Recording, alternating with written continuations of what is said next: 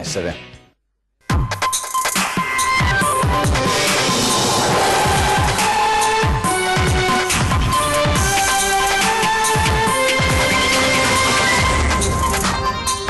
Terribile incidente nella notte A27 all'altezza di Casale, tamponamento fra due auto, una di queste prende fuoco, l'automobilista di Meolo muore carbonizzato, non è finita, altri due sinistri mortali poche ore dopo a Ceggia e Mozzecane nel Veronese.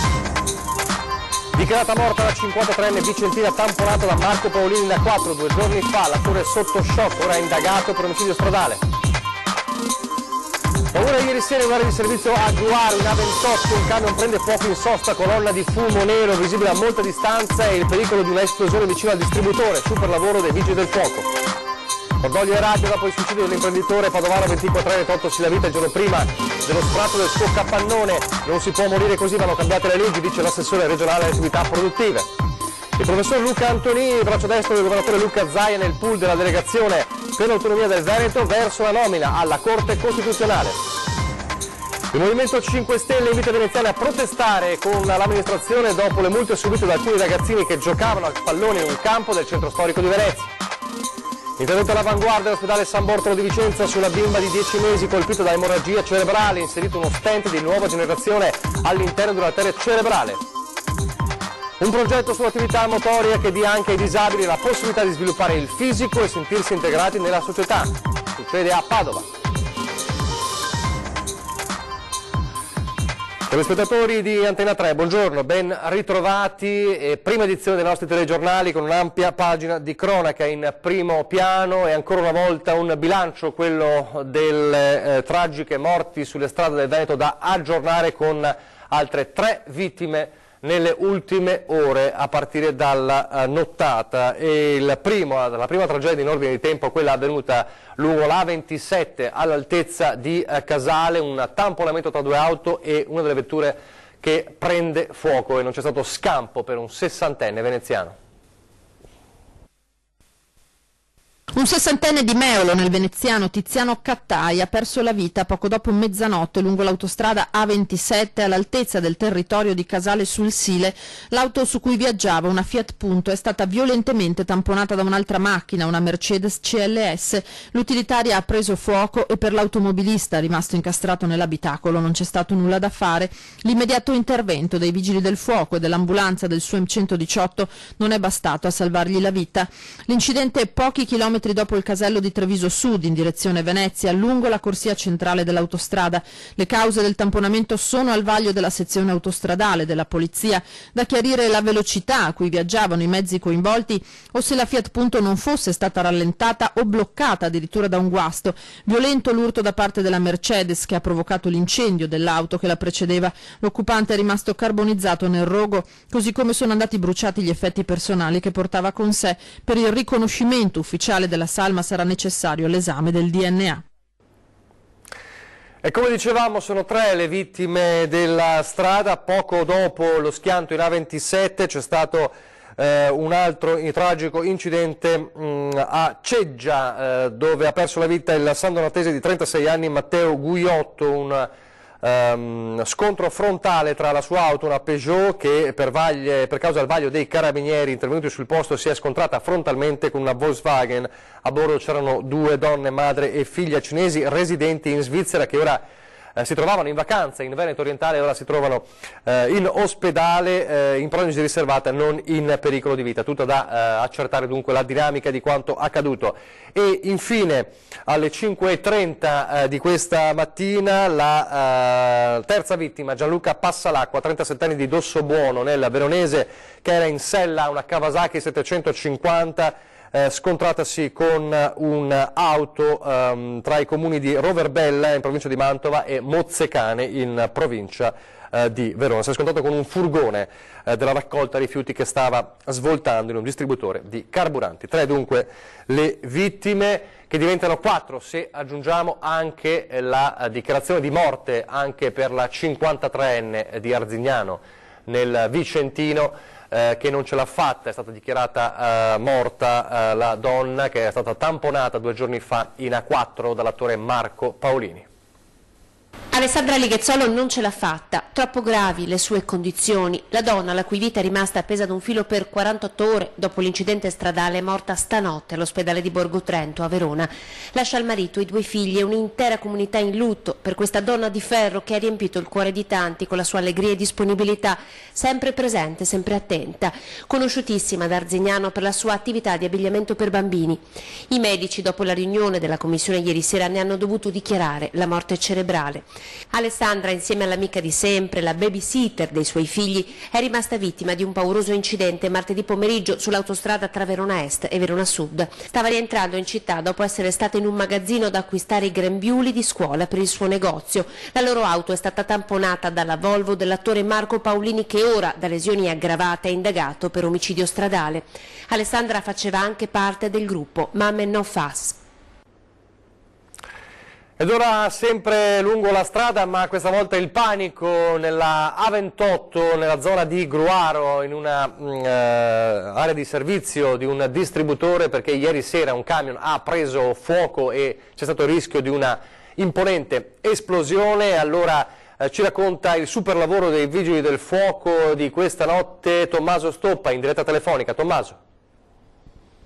Sì, buongiorno dalla provincia di Venezia e in particolare dall'area di servizio autostradale di Gruaro sulla 28 in direzione di Pordenone. Sono ancora visibili qui le conseguenze del terribile incendio scoppiato intorno alle 21:30 di ieri sera, quando un camion è stato completamente avvolto dalle fiamme per cause che si sta ancora cercando di capire. Il rogo è stato violentissimo, ma lo potete vedere da queste immagini girate dai vigili del fuoco, e naturalmente anche la vicinanza del camion al distributore di benzina comportava dei rischi non indifferenti.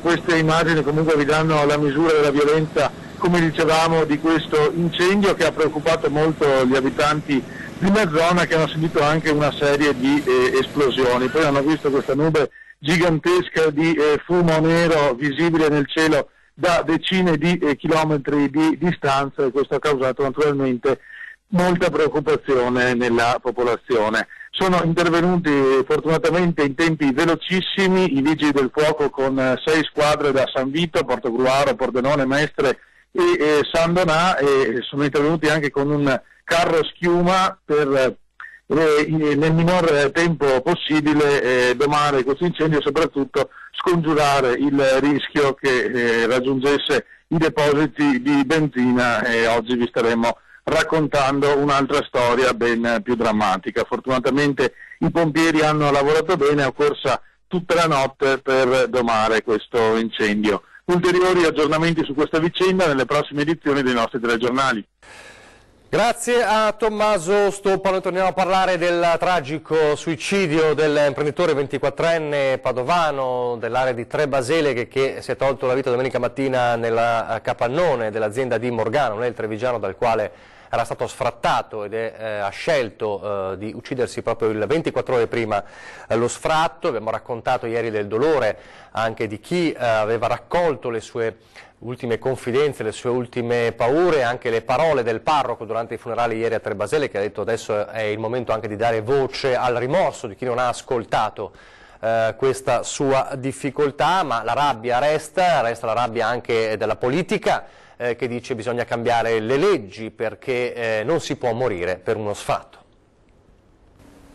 Alla notizia del suicidio dell'imprenditore 24enne dell'Alta Padovana a causa delle difficoltà economiche, immediate sono le reazioni politiche. Questa tragica vicenda è una sconfitta amara per il Paese. Non si può morire di sfratto, afferma il deputato leghista padovano Alberto Stefani, che conclude così: una notizia che addolora tutti, ma non vedo nessuno indossare magliette rosse di fronte a gesti disperati come questi. Un tema ripreso anche dall'assessore regionale Roberto Marcato. Per una persona che si trova in difficoltà in mezzo al mare abbiamo tutti la pietà, e ci mancherebbe. E per una persona che si trova in mezzo al mare di una propria crisi non c'è pietà. E per quale motivo?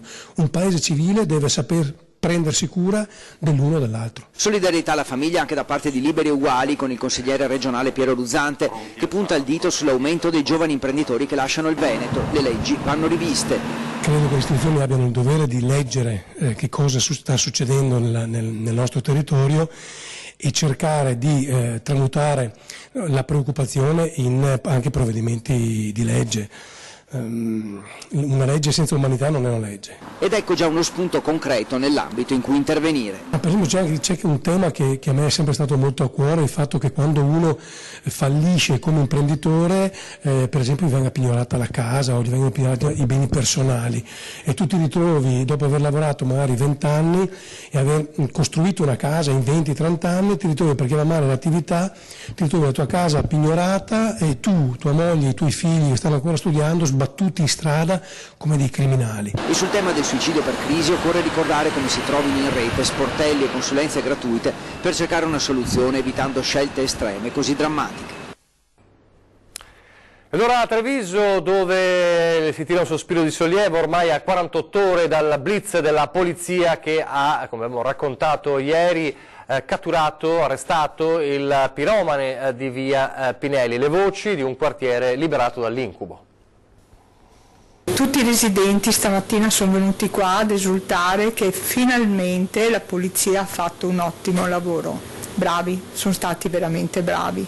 Fatalità, l'altro giorno avevo messo la macchina esattamente dove c'è parcheggiato questo Ford e mi è venuto un po' la tachicardia perché non so, io ho letto che è un ragazzo di 20 anni ma non mi capacito onestamente del gesto. Però è la fine di un incubo. Sì, è la fine di un incubo. Una liberazione, si torna a vivere, il quartiere ostaggio del piromane esce dall'angoscia. Senza quel sonno a metà con l'orecchio teso a sentire i botti d'auto incendiate, i bagliori a illuminare le finestre della zona di via Pinelli. Da metterlo dentro, a parte che pagare i danni, che i danni sono sempre pochi, per loro non so,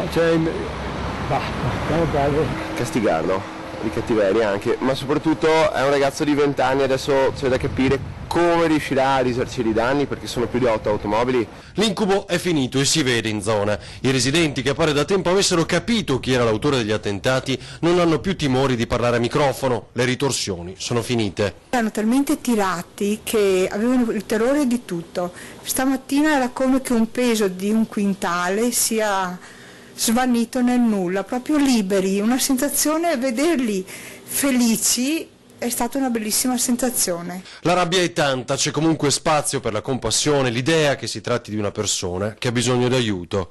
Mi dispiace per la persona, deve essere comunque curata perché è un ragazzino giovane, se è lui. E altre 2 auto, purtroppo mi auguro che la famiglia ci sia dietro. Ancora a Treviso con i controlli contro lo spaccio di stupefacenti davanti all'ex caserma Serena, rinvenuti 300 grammi di marijuana nascosti nelle aiuole, così il comune taglia alberi e siepi davanti al centro d'accoglienza dei migranti.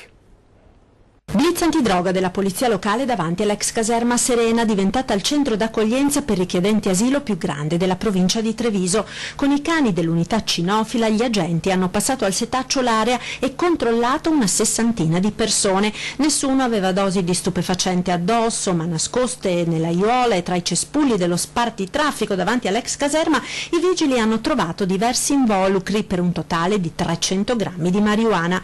Secondo gli accertamenti della polizia locale, l'area è comunque sorvegliata da un vero e proprio sistema di vedette, ragazzi muniti di cellulare pronti ad avvisare gli altri non appena notano qualcosa di sospetto, e così deve essere avvenuto ieri, con gli spacciatori che, ricevuto l'allarme, si sono immediatamente liberati dello stupefacente prima di essere perquisiti, e questo spiega anche il ritrovamento nell'aiola delle dosi. Di qui la decisione dell'amministrazione comunale di procedere alla pulizia dell'area. Stamattina sono stati tagliati alberi e cespugli, come annunciato dal sindaco Conte all'indomani del blitz ai giardinetti di Porta Altinia. La decisione di eliminare i luoghi di occultamento di sostanze stupefacenti si è estesa dalle fioriere e dai cespugli del centro storico all'area antistante l'ex caserma al confine con Casier. Parlando di degrado, come sapete, da tempo il Comune ha lanciato il progetto, il Comune di Padova ha lanciato il progetto di realizzare in futuro, in un breve futuro, la nuova questura in via Anelli, in una zona dei simboli del degrado, proprio come momento di rinascita della zona. Ebbene, ieri ospite di 2010 c'era l'onorevole della Lega Massimo Bitonci, anche ex sindaco di Padova. Sentite cosa ha detto proprio su questo progetto, smentendo di fatto il Comune. Sentiamo. Siccome mi sono fatto fare una nota, e lo dico da voi per la prima volta, che quindi sarà la notizia della serata, una nota del Ministero dell'Interno che mi dice che la questura non verrà mai realizzata. E quindi io dico, se voi pensate che perché le risorse per realizzare la questura su Vianelli non ci sono, e quindi se voi andate, se Michalizzi o qualcun altro va a raccontare in giro che andrà a finire la questura e dopo alla fine c'è bisogna leggerlo l'accordo, certo. È un quindi lei dice, aspetti, quello che ho sentito dal Ministero dell'Interno, io ho visto la nota, la questura non si farà. Non è finanziato la realizzazione della questura, quindi non credete che le cose che vi vengono... Nel 2019 verranno abbattute tutte le palazzine, a quel punto l'amministrazione comunale fa scambio, quindi quell'area di Vianelli va al demanio, quindi il Ministero dell'Interno che costruirà... E chi realizza la nuova questura? Non è troppo presto forse per vedere a bilancio, diciamo, i soldi per la nuova questura di Padova, forse sbaglio, no? O no? Vedrete, cioè io dico aspettate e vedrete che i soldi per realizzare la nuova questura di Padova non c'erano prima e non ci sono neppure adesso.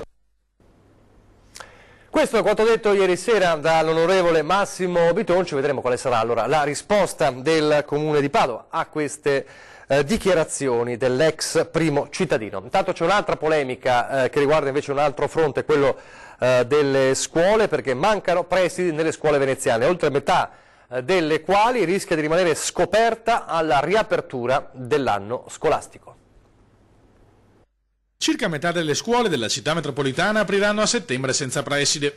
Dei 98 dirigenti necessari ve ne sono disponibili appena 43 e il concorso avviato in questi giorni non permetterà a quanti lo supereranno di entrare in servizio prima di settembre 2019.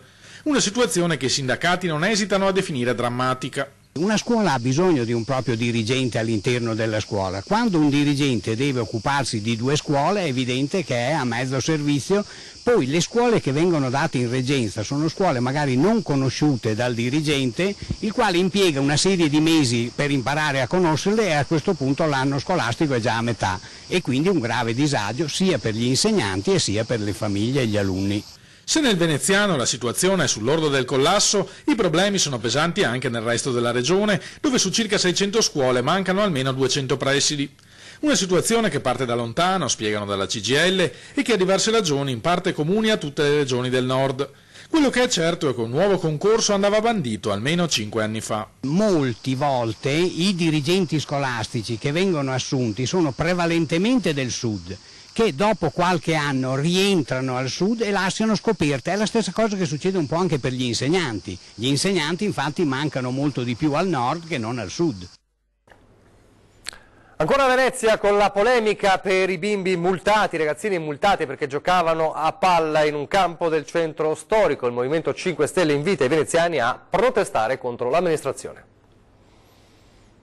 Come si sentiranno quei genitori che hanno ricevuto la multa perché il loro bambino di 10 anni stava giocando in un campo? Sono diventate un caso politico le multe da 66 euro a un gruppo di ragazzini tra gli 11 e i 14 anni che giocavano a pallone in Campiello Pisani, di fronte al Conservatorio di Venezia.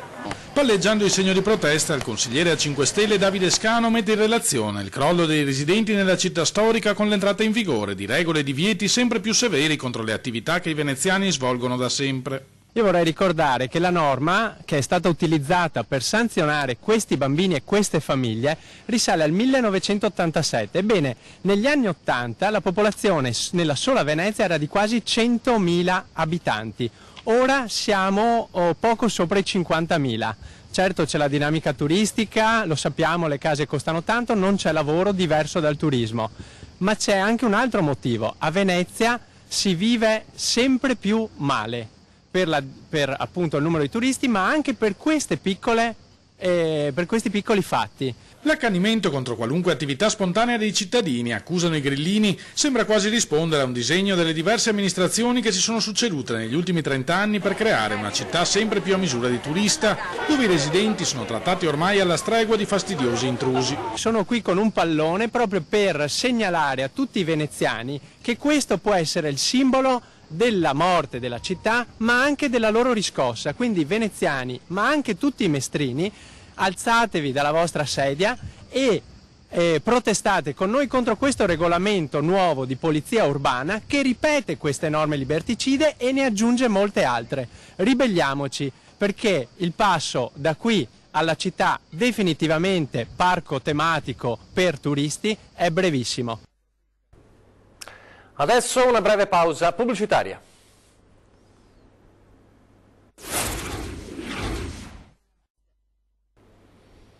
Rieccoci in studio in diretta per parlare di una nomina eccellente, quella del professor Luca Antonini, avvocato costituzionalista trevigiano d'adozione, che si avvia ad essere nominato giudice della Corte Costituzionale. I partiti ieri hanno trovato l'intesa sul nome del costituzionalista del Boa Padova, è docente anche all'Università San Leonardo di Treviso, professore vicino, molto vicino al governatore Luca Zaia, tanto da essere stato il capo della delegazione che ha guidato la trattativa sull'autonomia tra Regione Veneto e Governo. 58 anni, è stato anche presidente della Commissione Tecnica Paritetica per l'attuazione del federalismo fiscale ed è uno dei principali consulenti del Governo e del Parlamento in materia di federalismo fiscale. È stato il principale snodo tecnico-politico della riforma federalista che era stata avviata dall'ultimo governo Berlusconi, tanto da essere considerato il padre del federalismo fiscale. È consigliere anche di Fondazione Cassamarca, è già stato consulente per le riforme dell'ex ministro Calderoli e appunto è uno dei principali artefici, guide del pool creato proprio dal governatore Luca Zaia per guidare la delegazione trattante per l'autonomia. Adesso una nomina che dovrà essere resa ufficiale nelle prossime ore, importante, come giudice della Corte Costituzionale. Adesso invece torniamo alla cronaca, a un maxi sequestro di giocattoli pericolosi da parte della Guardia di Finanza di Padova.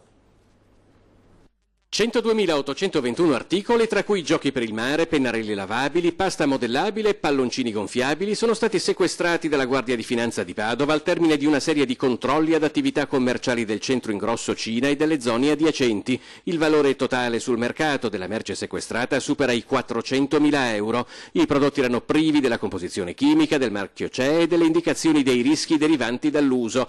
La merce sequestrata era pronta ad essere spedita e messa in commercio in buona parte del nord-est. Il responsabile è stato segnalato alla Camera di Commercio di Padova. La sanzione amministrativa può andare da 2.500 a 30.000 euro.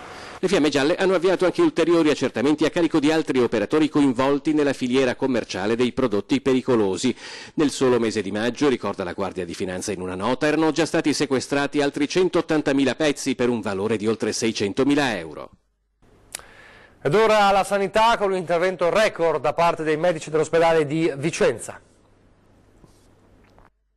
La bimba è giunta dall'ospedale di Sant'Orso intubata in stato di coma perché il sanguinamento cerebrale acuto che aveva subito ha comportato questa sintomatologia, quindi in tempi molto rapidi la bambina è stata condotta in risonanza per una definizione diagnostica. Nel momento in cui ci si è accorti della gravità del quadro, della presenza della malformazione vascolare, si è deciso con i colleghi neurochirurgici e con il dottor Iannucci della neuroradiologia di attendere per posizionare successivamente uno stent. Una bimba di 10 mesi è viva e non è stato un miracolo. Colpita da 3 aneurismi, la bambina era arrivata in ospedale in condizioni gravissime. È stato grazie al coraggio e alla tenacia dei genitori e allo straordinario lavoro dell'equipe di neuroradiologia dell'ospedale San Bortolo, che ha lavorato con gli strumenti di ultima generazione appositamente adattati per le microdimensioni di pazienti così piccoli. Cosa incredibile è appunto che la bambina ha usufruito di una tecnologia che prima non era disponibile. Contate che un'arteria di un bambino è più piccola di 1 millimetro, di questo bambino era di 0,8 millimetri e questo catetere doveva andare dentro questa arteria e poi rilasciare lo stent, che è questa maglia che riforma la parete dell'arteria. Chiudere l'arteria avrebbe potuto rappresentare un rischio troppo grande, da qui la scelta di optare per un intervento diverso. 6 fino ad ora quelli eseguiti in questo modo in tutto il mondo. Lo stent è stato richiesto a Vicenza proprio dal dottor Iannucci, consegnato dal suo produttore una settimana prima della sua commercializzazione ufficiale in Europa. Un miracolo di professionalità e progresso tecnologico. E adesso come sta? La bimba sta bene. E questa è la cosa più importante adesso a Padova per un progetto sull'attività motoria che dia anche ai disabili la possibilità di sviluppare il fisico e sentirsi integrati nella società. Partito il 6 aprile, in occasione della giornata mondiale del movimento, un progetto che si chiama Move for Free. L'obiettivo è quello di dare la possibilità alle persone con disabilità di usufruire di alcune ore gratuite di personal training. L'obiettivo del progetto Move for Free è promuovere l'attività motoria come strumento fondamentale per lo sviluppo fisico e sociale della persona, perché l'attività fisica, appunto, possa confermarsi un elemento di inclusione e di integrazione. Il benessere psicofisico va a pari passo, insomma, quindi fare questo tipo di attività aiuta veramente l'integrazione morale di queste persone, che si sentono più forti, più sicure, anche più, in un certo qual modo, anche più autonome, magari riconoscono il loro corpo, perché stanno tante ore ferme, appunto, magari in casa o per lavoro, il proprio corpo non si conosce appieno. Invece con l'attività fisica, magari con una persona, con un addetto ai lavori che è dedicato a te, sicuramente hai più consapevolezza, e queste cose possono solo che aiutare a tutta la società. 4 ore di personal training, una alla settimana, gratuite a chi, a causa della propria disabilità, ha difficoltà ad approcciarsi all'attività fisica. Un'iniziativa che ha ricevuto anche il patrocinio del Comune di Padova, prima in Regione, e che vuole allargarsi anche ad altre città del Veneto. Di solito vediamo il disabile praticare sport e da noi si vede il disabile all'interno della palestra, che vive insieme al nostro staff e condivide questo percorso di attività motoria, condividendo tutto, insomma, gioie e dolori, nel senso anche la fatica mista al piacere di muoversi. Ed è davvero tutto, vi lascio adesso a ore 13, poi vi ricordo questa sera 20:10 con ospiti di Ferdinando Varino, 2 importanti esponenti del Consiglio regionale del Veneto, ovvero Riccardo Barbisan della Lega Nord e Andrea Zanoni del Partito Democratico. Vi lascio alle previsioni del tempo, grazie per averci seguito e arrivederci.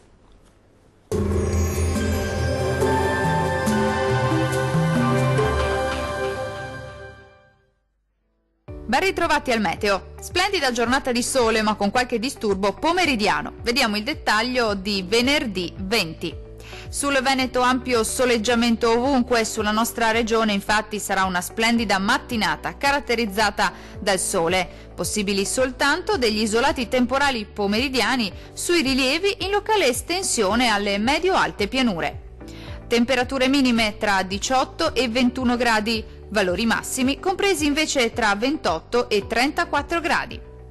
Spostiamoci ora a vedere che tempo farà sul Friuli Venezia Giulia. Poche novità, anche sulla nostra regione il tempo sarà in prevalenza asciutto e stabile con ampio soleggiamento su tutti i settori, salvo per occasionali rovesci al pomeriggio sui rilievi. Temperature minime tra 20 e 22 gradi. Valori massimi oscillanti invece tra 30 e 33 gradi circa. Infine uno sguardo alla situazione meteorologica del Trentino Alto Adige.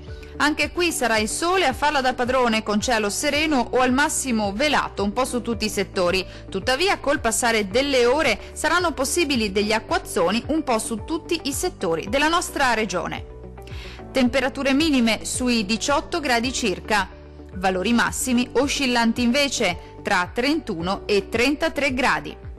Per ora è tutto. Un saluto dal meteo di Antenna 3.